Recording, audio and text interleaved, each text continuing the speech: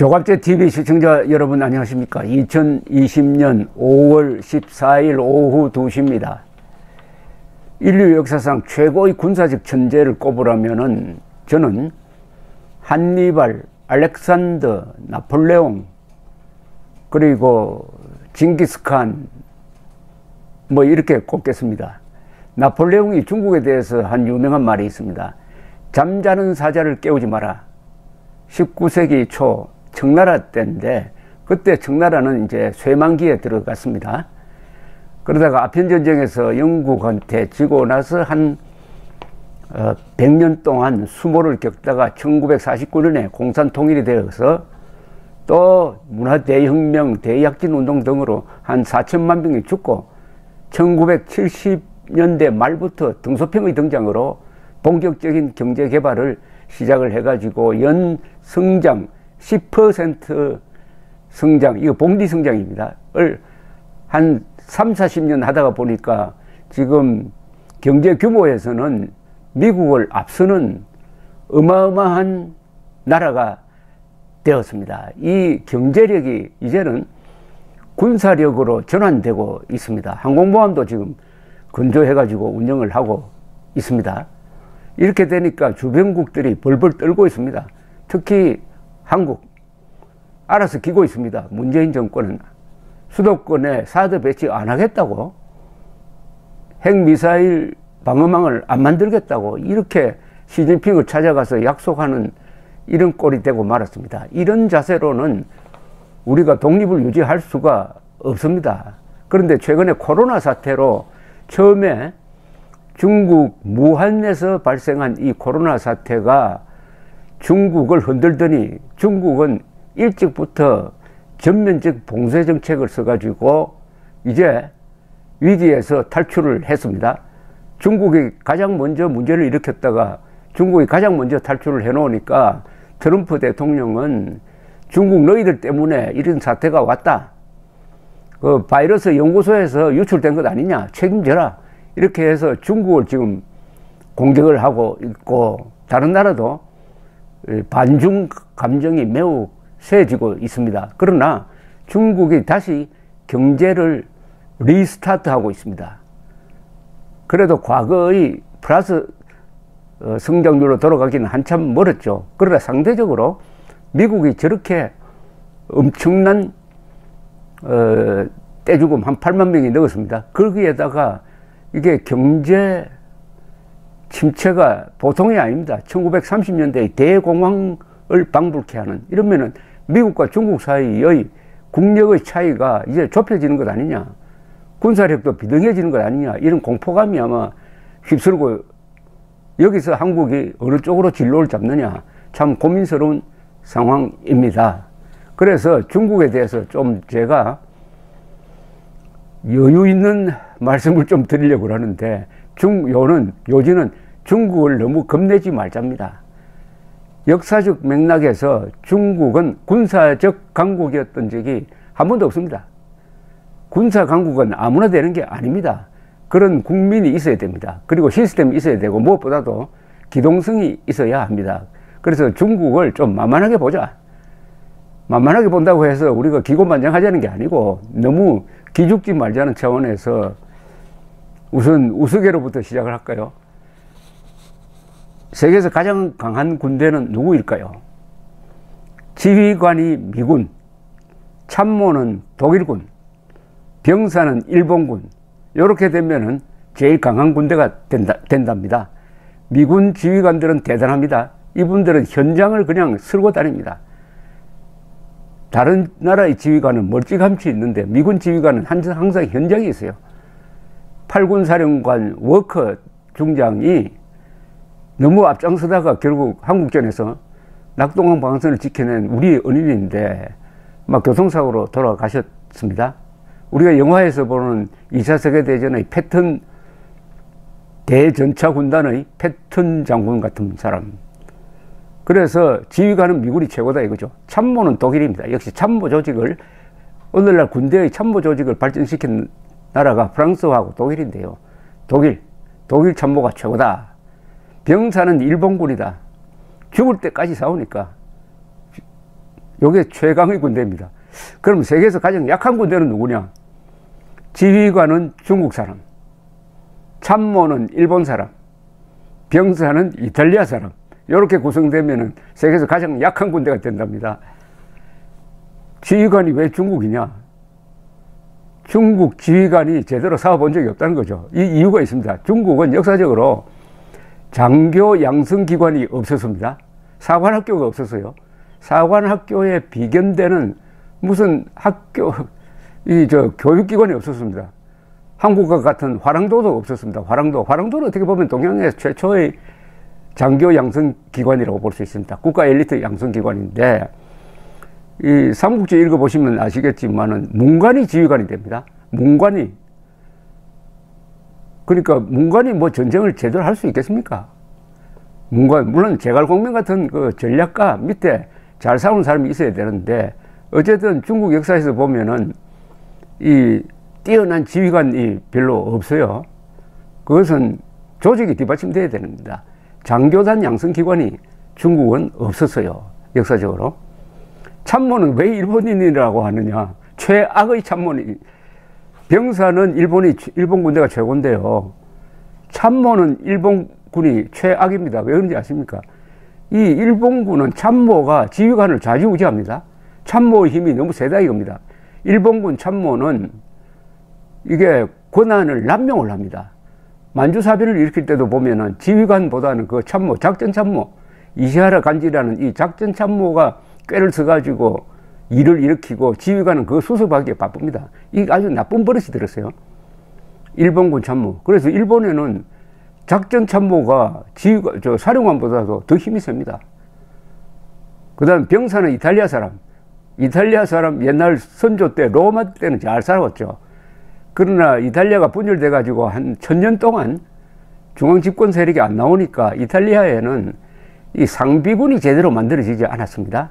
그래서 이탈리아 사람들로부터 로마 시대 때 상무 정신이 다 나가버렸습니다. 또 마피아가 설친다고 해서 마피아가 그거 뭐 전쟁 잘하겠습니까? 마피아 같은 조직은요, 그게 만용은 잘 부려요. 깡은 있을지 모르지만은 이 전쟁이라는 것은 조직된 용기입니다. 조직의 힘이 없으면은 전쟁, 아무리 그 깡이 강한 사람도 전쟁 못 합니다. 지휘관이 중국 사람이다. 어때 기분 좋으십니까? 그럴 이유가 있습니다. 또 요런 우스갯인데요. 일본과 중국이 전쟁에 돌입했습니다. 첫날 중국군 포로가 5천만 명이 잡혔어요. 이튿날에도 5천만 명이 포로가 되었습니다. 사흘째 중국으로부터 연락이 왔습니다. 편지를 열어보니까 항복문이 아니었어요. 최후 통첩이었습니다. 이래도 계속 싸울래?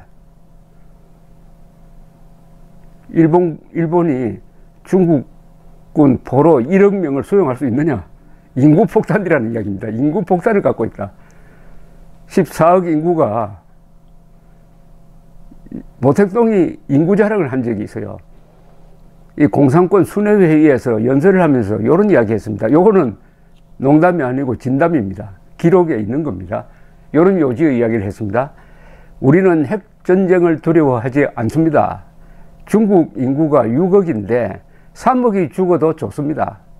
살아남은 3억이 아이를 많이 낳아서 보충하면 됩니다. 이 연설을 들은 후르쇼프 소련 공산당 서기장은 자신의 회고로 해서 저런 인간이 무슨 공산주의자냐고 깨닫나였다고 합니다. 모택동을 군사적 천재로 보는데요. 그거는 게릴라전이죠. 게릴라전. 정규전이 아니고 게릴라전입니다. 게릴라전. 대전차 군단이 동원되고 항공모함이 동원되고 하는 데는 중국이 뭐 별로 보여준 바가 없습니다. 1979년에 한때 우방국인 베트남이 말 잘 안 듣는다고 해서 베트남 침공을 했다가 베트남 군대한테 혼이 나서 사실상 쫓겨나왔습니다. 다만 6.25 때는 잘 싸웠어요. 6.25 때 투입된 중공군은 매우 잘 싸웠습니다. 6.25 때는. 그건 예외로 보입니다. 예외. 그러면 이게 중국을 두려워할 필요가 없다는 제 말이 뭐 과장이겠습니까? 이유가 있어요. 이제부터는 왜 역사적 맥락에서 중국이 군사 강국이 되기가 매우 힘드냐? 역사를 보면 압니다. 중국 역사는 어떻습니까? 지금 한족이 뭐 90% 이상인데, 한족이 북방에서 내려온 용감한 기마민족에게 정복되는 역사입니다. 정복의 역사입니다. 정복되는 역사예요. 세계에서 가장 오랫동안 식민지 생활한 사람이 이 한족입니다. 한족. 그러니까 군사적 재능이 약했다는 거 아닙니까? 유대인들이 머리가 좋지만은 왜 동네북이 되었습니까? 머리는 좋은데 군사력을 상부정신이 약했다 이거죠. 중국도 마찬가지입니다. 1949년 이후에 뭐 이 중국은 한족 정권이라고 볼 수 있는데, 자, 그 앞에 누굽니까? 그 앞에 청나라 아닙니까? 청나라는 여진족 아닙니까? 그러니까 기만민족이죠. 여진족이 몇십 배나 되는 한족을 250년 동안 다스렸습니다. 청나라 앞이 뭐죠? 명나라입니다. 명나라가 한족 정권입니다. 명나라가 한족 정권인데, 역시 한족 정권답게 군사력이 매우 약했습니다. 명나라 앞이 뭐죠? 원나라 아닙니까? 원나라, 몽골 제국. 원나라 앞이 송나라입니다. 송나라, 여기 한족 정권입니다. 그럼 송나라가 군사적으로 셌습니까? 아닙니다. 송나라는 경제가 셌습니다. 송나라의 경제력은 대단했습니다. 지폐를 그때 10세기, 11세기, 뭐 12세기 요때 송나라는 지폐를 발행을 했습니다. 굉장한 시장 경제를 갖고 있었어요. 그러나 군사력이 약했습니다. 군사력이 약하다는 말이 이런 뜻입니다. 지도자가 결사항전 의지가 없다는 겁니다. 그리고 문민, 글을 아는 사람이 군인을 좌지우지한다는 뜻입니다. 이러면은 장교단이 힘이 없어가지고 군대가 약해질 수밖에 없습니다. 그래서 이 중국 역사상 가장 잘 사는 송나라가 북방 사나운 기만민족으로부터 차례로 당했습니다. 금나라, 요나라, 몽골한테 차례로 당했습니다. 그다음 송나라 앞에 큰 나라만 치겠습니다. 당나라죠, 당나라. 당나라는 군사적으로 강했는데 이 당나라의 지배층은 한족이 아닙니다. 이게 북방 기만민족 출신입니다. 그러니까 당나라는 군사적으로 강할 수가 있었습니다. 당나라 앞에 수나라도 마찬가지로 북방 기만민족이 지배층이었습니다. 그런데 수나라 앞이 뭐냐? 한참 올라가면서 삼국지 시대 한나라죠, 한나라. 한고조가 유방이 세운 한고조, 전한 후한으로 이어지는 요게 또 한족 정권이라고 볼 수 있는데, 요게 또 북방 민족, 주로 흉노한테 수시로 당했습니다. 유방이 포로가 될 뻔 하기도 하고, 포로는 안 됐습니다만, 그러니까 나중에 뭐 인질로 갖다 바치고 돈 갖다 주고 하면서 흉노에게 아부하기도 했던 이런 역사를 맥락을 쭉 본다면은 중국 사람들 피에는, DNA에는 군사 강국이라는 상부 정신이 매우 빠져 있다. 뭐 한국은 뭐냐 하면 우리는 상부 정신이 강한 민족입니다. 그러니까 신라가 세계 최강의 당나라 힘을 빌려가지고 상부 통일을 한 다음에 그 당이 신라까지 먹으려고 하니까 맞짱 떠가지고 최전성기의 당나라를 한반도에서 쫓아내고 한반도를 우리 보금자리로 차지한 신라의 상부정신 대단합니다. 신라 지배층이 북방 기만민족 출신이고 이 사람들이 또 배를 잘 몰았어요. 말을 잘 타고 배를 잘 모는 아주 개방적이고 진취적이고 또 화랑도라는 군사 기구, 일종의 장교, 양성 기구를 갖고 있었고 애국심이 있었다. 이렇게 되는 거죠. 그 다음에 고려라는 나라는 그 성격이 고구려의 후계라고 보기에는 통일신라의 후계라고 보는 게 맞습니다. 이 고려의 지배층이 거의 다 신라의 지배층이었습니다. 왜냐하면 경순왕이 나라를 갖다 바치면서 신라의 지배층이 그냥 거의 그대로 고려의 지배층으로 바뀝니다. 그래서 고려는 상부정신이 강했어요. 외적 침략을 많이 받았지만은 굴복하지 않았습니다. 특히 몽골 침략을 8번, 9번 받으면서도 40년 동안 버텨냈습니다. 세계에서 이런 나라 없습니다. 상무정신이 강했어요. 그러다가 조선조로 넘어오면서 이데올로기가 바뀝니다. 주자학으로 바뀌어버려요. 통치 이데올로기가 불교에서 주자학으로 바뀌는데, 이 주자학이라는 게 기본적으로 중국에 대한 사대주의를 깔고 있습니다. 그리고 상무정신을 말살하는, 이러다 보니까 조선조 반올림 해가지고 한 600년 동안 우리가 상무정신을 잃고 문약한 분열적인 사람으로 개조가 되고 말았습니다.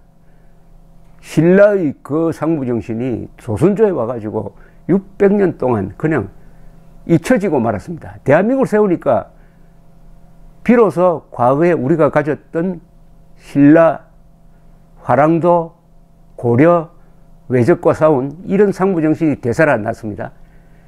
거기서 나라를 세우고 공산 침략에 맞서는 과정에서 한국 사람들이 상무적인 사람으로 지금 바뀌고 있는 중입니다. 상무적인 사람으로 바뀌고 있는데, 6.25 때 왜 우리가 기습을 당하고도 이겼느냐 하는 여러 설명이 가능합니다만은, 그 중에 한 가닥의 설명을 할 수 있는 책이 바로 요겁니다. 요거.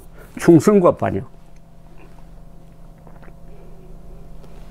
충성과 반역은 조갑제 닷컴에서 나온 책인데, 이 정규재 씨의 서평에 의하면은 역사에 심약한 사람을 잃지 마라.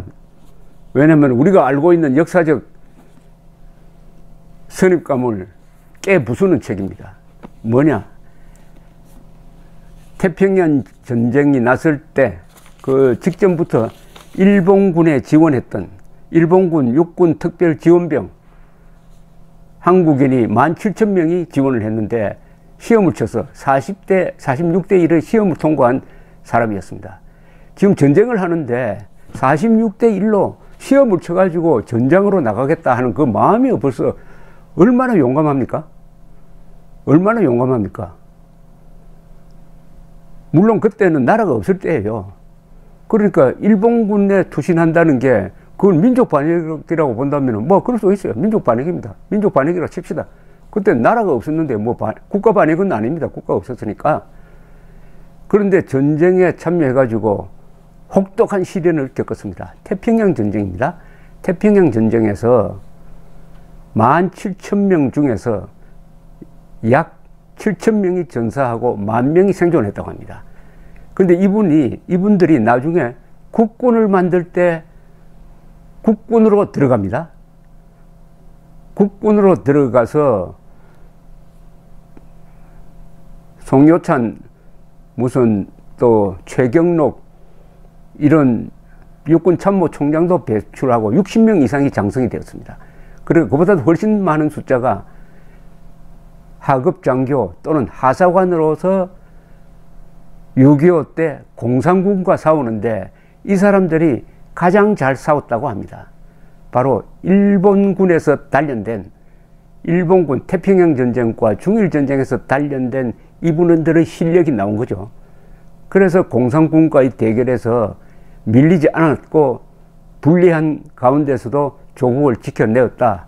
민족에 반역한 덕분으로 조국에 충성할 수 있었다. 그래서 책 제목이 충성과 반역입니다. 충성과 반역입니다. 역사에 심약한 사람들은 읽지 마라 하는 책인데, 그런데 그때 북한군에는 말이죠. 북한군의 한 병력 중에서 한 3만 정도, 3만 명이 중국 공산군에서 모택동 밑에서 싸웠던 조선인들이었어요. 조선인들이 모택동이가 돌아가서 남침에 참여하라 해가지고 돌아와서 이 사람들이 전쟁 경험이, 전투 경험이 있으니까 앞장섰습니다. 그래서 6.25는 어떻게 보면은 중국군 출신과 일본군 출신의 대결이었어요. 그런데 누가 이겼습니까? 일본군 출신이 이겼어요. 그 비결을 아시겠습니까? 제가 설명을 했죠. 중국이란 나라 자체가 전쟁의 경험이 약하고 상무정신이 약한 그런 군대, 어떻게 보면은 최악의 군대인데, 최약의 군대인데, 거기서 배운 것하고 세계 최강의 군대, 태평양 전쟁 때의 일본군은 그 실력이 세계 최강입니다. 그러니까 여기서 제가 최강이라 하면은 독일군, 소련, 미군과 맞짱을 뜰 수 있는 군대였다는 겁니다. 해군, 공군, 육군 할 것 없이 거기서 전투 경험을 쌓았으니까 최고의 정규전을 배운 거예요. 중국군은 기껏해가지고 막 게릴라전 정도 했습니다. 비정규전에는 능하죠. 그래서 정규전인 6.25 때 딱 붙으니까 일군 출신인 우리 국군 일군 출신들이 중핵을 장악한 우리 국군이 버텨냈다. 그런데 이런 고마운 분들을 친일파라고 욕하는 사람이 있다면 그거 어떻게 해야 되죠? 다시 이야기를 돌려가지고 중국은 상부정신이 없는 나라라고 내가 이야기를 했는데, 약한 나라라고 했는데, 반대로 일본은 상부정신이 세계에서 가장 강한 나라 중에 하나입니다. 왜냐하면은 12세기 가마쿠라 막부가 등장한 이후에 그 뒤에 약 800년 동안 무사들이 지배를 했어요. 무사들이 지배를 했습니다. 무사. 그러면 이 나라는 완전히 군인입니다. 지금 일본도 마찬가지입니다. 민간인 옷 입고 있지만 심리 상태는 군인이에요. 한 800년 동안 단련된 군인 정신이 민간복으로 감춰져 있을 뿐입니다. 그래서 중국이 가장 두려워하는 나라가 일본이라고 합니다. 일본한테 한번 당해봤거든요. 그러니까 그게 중일전쟁인데, 중일전쟁 때의 병력 배치를 보면은 어떠냐 하면은, 중국군이 중국 전선에 만주의 관동군을 빼고 말입니다. 중국 본토에 투입되었던 일본 군대의 병력이 약 112만 명입니다. 112만 명. 그리고 부역한 중국 사람 90만, 합쳐서 한 200만 보면 되겠네요. 여기에 맞섰던 중국군은 병력이 군인만 한 560명, 560만 명, 민간인까지 합치면 뭐 몇 배나 되죠. 거의 1대 10으로 싸웠습니다. 일본군이 중국군을 상대로 병력이 1대 10인데도 이겼어요. 전사자가 얼마냐? 일본군은 전사자가 많이 잡을 경우에 한 70만, 중일전쟁에서 70만이 죽었는데, 이 중국군은 이때는 주로 장개석 군대입니다. 일본과의 싸움은 주로 장개석 군대가 했습니다. 이 모택동 군대는 뒤에 쳐져가지고 비겁하게 일본군과 싸우는 장개석 군대를 살살 공격하기도 했는데, 그런데 이제 2차 세계대전 때 어쨌든 중국이 전성국가가 되니까 자기들이 무슨 일본군한테 이긴 것처럼 역사를 조작을 해가지고 2015년에 전승절 행사를 한다고 우리 박근혜 대통령을 초대했는데, 다른 나라는, 다른 문명국가나 이런 데서는 안 갔는데 박근혜 대통령이 간 적이 있습니다. 군인 전사가 330만. 이거는 일본군 전사의 한 5배네요. 민간인이 중국같이 합치면 한 2천만 된다고 합니다. 이 비율, 이 엄청난 비율이 보여주는 것은 뭡니까? 중국군은 일본군의 상대가 되지 않았다. 이런 트라우마가 있기 때문에 중국이 비록 핵을 가지고 있어도 핵이 없는 일본을 두려워하는 게 이런 역사적 경험 때문이다. 이렇게 말씀드립니다. 이야기가 너무 길어질 것 같아서, 세계에서 가장 강한 군대는 지휘관이 미군, 참모는 독일군, 병사는 일본군. 세계에서 가장 약한 군대는 지휘관은 중국인, 참모는 일본인, 병사는 이탈리아인. 중국인민해방군, 중국의 가장 존경받는 기구가 중국 군대입니다. 그러나 이 중국 군대는 굉장한 군대라고 저는 봅니다. 혁명 군대로서는 굉장합니다. 군기가 엄정합니다. 민폐를 안 끼칩니다. 6.25 때 투입된 중공군이 군기가 가장 엄정해서 민간인 피해가 없었던 군대입니다. 모택동이가 중국 역사에서 잘한 것 중에 하나가 깨끗한 군대를 만드는 겁니다. 깨끗한 군대. 그 인민해방군이 지금 중국을 버티고 있습니다. 이걸 다 인정하더라도 지금 중국의 최고 사령관은 시진핑입니다. 시진핑 겁낼 필요 없다. 이렇게 결론을 짓겠습니다. 감사합니다.